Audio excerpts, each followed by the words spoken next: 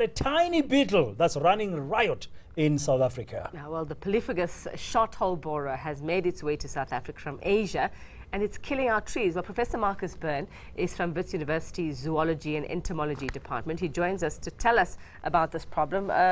Good morning, Marcus, and thanks for your time. What is this beetle, and what's it doing?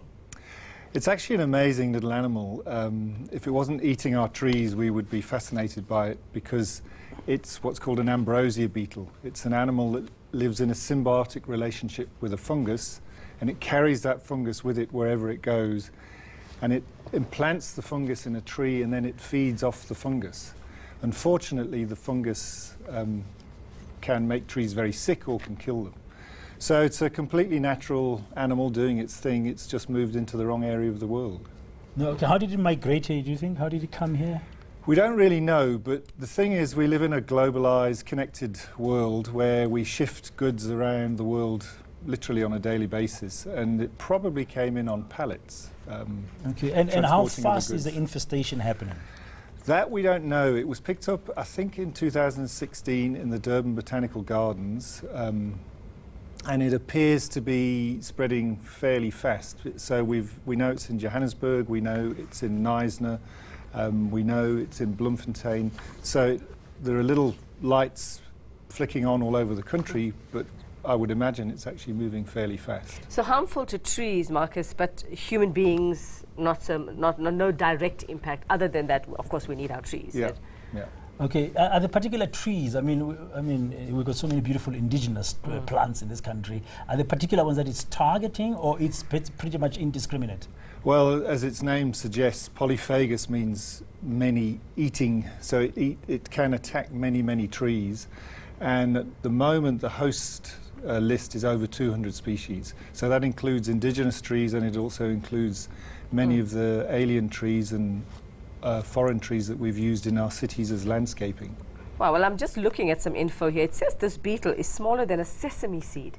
Now that's almost microscopic. So how would you know if this thing is in your garden and attacking your trees? Yeah, it has very specific symptoms that it creates on the tree, and it depends on the tree that it attacks. But one of the things you look for are what are called sugar volcanoes, that the tree generates pimples of sugar that ooze out of the holes that the beetle makes into the bark.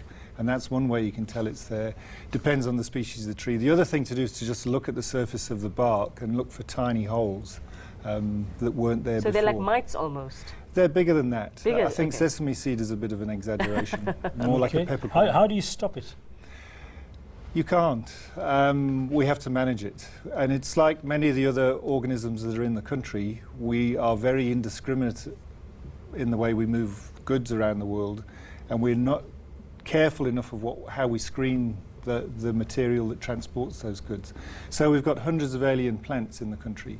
We've got many other species of insects that have come into the country.